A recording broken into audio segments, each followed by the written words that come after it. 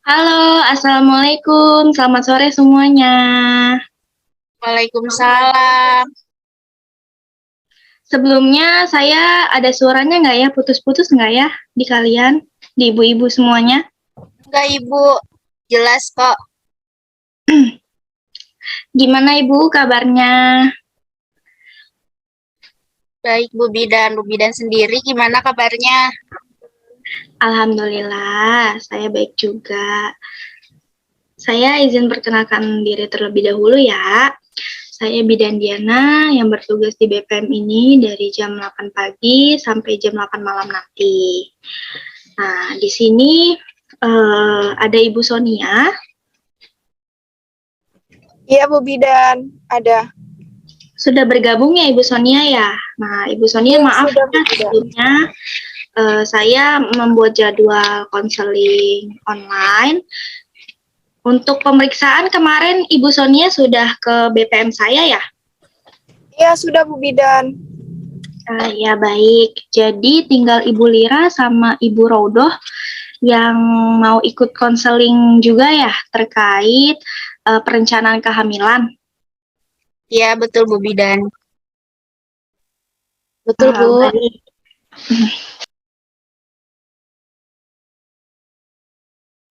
Baik, saya mulai saja ya.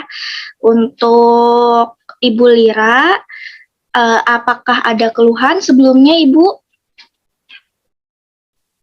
Iya, Ibu, saya mau ikut konseling juga karena saya itu baru pengantin baru juga, tapi udah jalan 5 bulan eh, belum bisa hamil juga. Jadi saya mau ikut konselingnya, Ibu.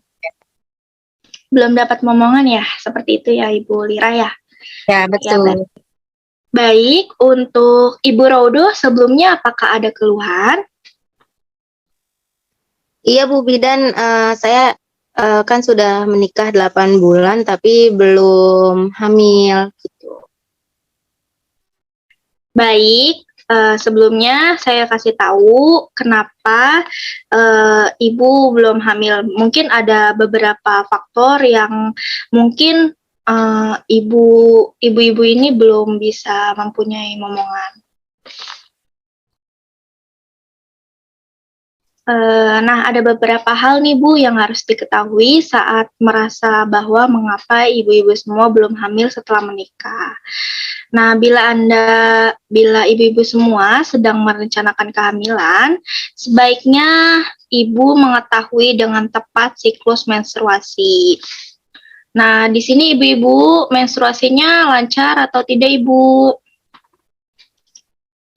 Kalau Lancar Bu saya Bidan, teratur. lancar, lancar gak lancar, Ibu? Jadi tertentu ya, jadi belum tentu gitu ya. Baik, lalu dengan demikian, agar kemungkinan kehamilan meningkat, hubungan badan sebaiknya terus dilakukan, terutama pada dalam masa subur ini. Jadi, ibu kalau mau hamil berhubungan seksualnya di masa subur ya ibu, gitu. Siklus menstruasi yang normal berkisar antara Maaf Bu 20. Bidan, motong pembicaraan. Mau tanya, masa subur itu kapan ya Bu Bidan? Yang tepat. Baik, Ibu Sonia, saya akan menjawab pertanyaan Ibu terlebih dahulu ya. Nah, siklus masa subur itu terjadi pada hari ke-10 sampai hari ke-17 di hari pertama sebelumnya. Seperti itu, Ibu. Baik Bu Bidan, terima kasih. Lalu saya lanjut ya Ibu. Nah, apabila Anda memiliki siklus menstruasi yang bervariasi, maka perhitungan masa suburnya tergantung pada catatan siklus menstruasi selama 8 bulan terakhir. Jadi, kalau menstruasinya tadi kayak Ibu siapa? Ibu Lira ya kayaknya, itu kan perhitungan masa suburnya Ibu belum teratur ya. Jadi Ibu harus mempunyai catatan siklus menstruasi terlebih dahulu. Gitu dicatat Bu. Ini misalkan bulan ini tanggal berapa, bulan besok tanggal berapa, gitu. Nanti kalau semakin dicatat, Ibu tahu masa suburnya kapan, seperti itu. Lalu yang kedua, adanya indikasi infertilitas. Nah, ibu-ibu di sini sudah tahu belum infertilitas itu seperti apa? Belum Bu Bidan. Belum ya? Oke, baik. Nah, pengertian dari infertilitas sendiri ialah penyakit sistem reproduksi yang ditetapkan dengan adanya kegagalan mencapai kehamilan setelah 12 bulan atau lebih melakukan hubungan seksual secara teratur tanpa menggunakan alat kontrasepsi. Jadi setelah 12 bulan sudah melakukan hubungan seksual tanpa alat kontrasepsi seperti kondom, kayak pengaman seperti itu Ibu, itu belum hamil juga, itu namanya infertilitas. Seperti itu. Nah, pemeriksaan penyebab infertilitas sendiri ialah sebuah pasangan dilakukan oleh kedua pihak, baik pria maupun wanita. Untuk menentukan penyebab infertilitas sendiri, pada pria nih Bu, dapat dilakukan dengan pemeriksaan analisa sperma. Jadi suami Ibu kalau mau pemeriksaan infertilitas sendiri harus mendatangi laboratorium untuk dianalisa spermanya. Nah, sedangkan untuk menentukan penyebab infertilitas wanita dapat dilakukan dengan USG nih Bu. Ibu datang ke dokter obgyn untuk USG atau HSG. Nah, untuk tujuannya ini untuk menentukan adanya tidaknya sumbatan saluran telur atau analisa hormon.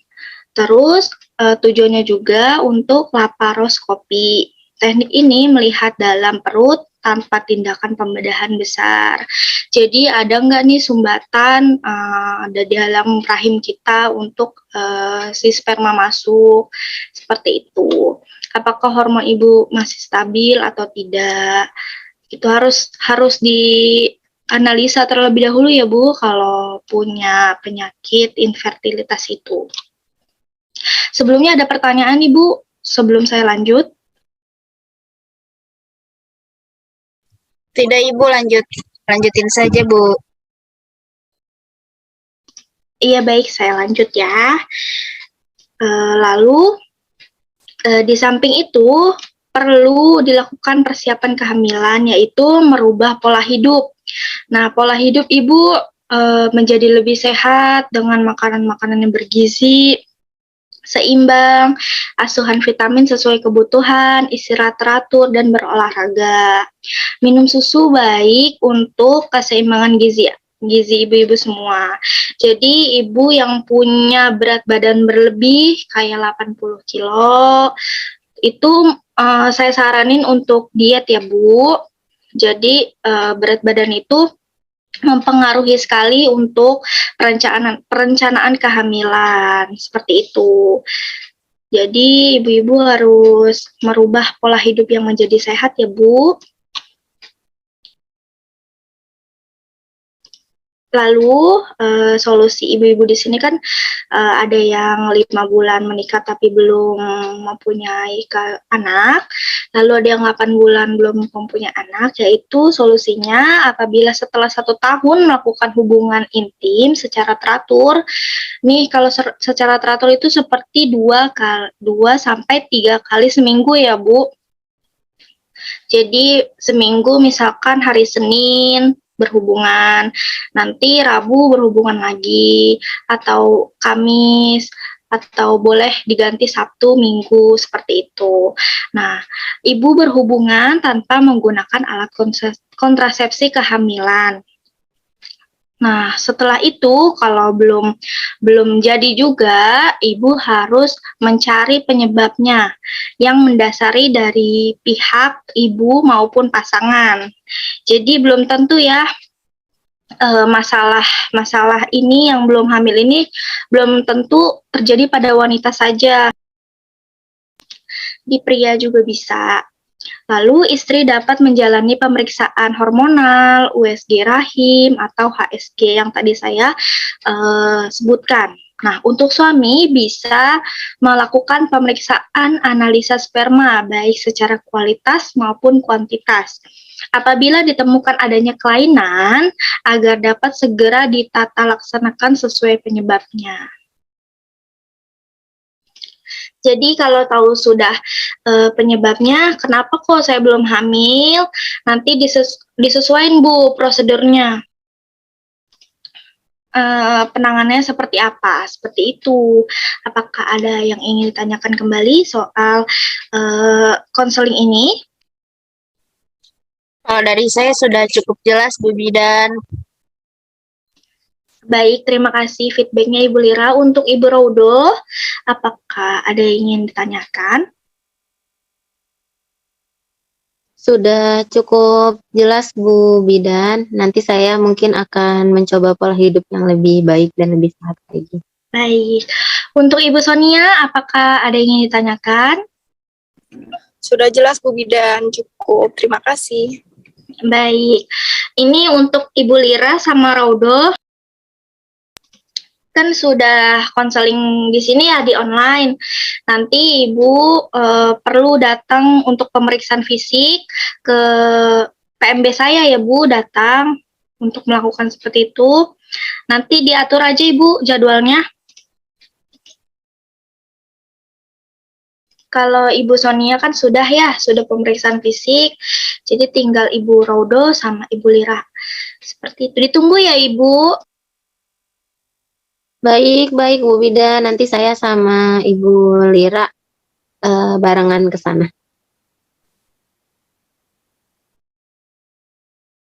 Baik, terima kasih semuanya atas perhatiannya.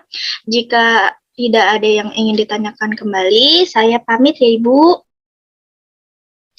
Terima kasih banyak untuk kehadirannya Ibu. Semoga atas konseling saya bermanfaat untuk ibu-ibu semuanya.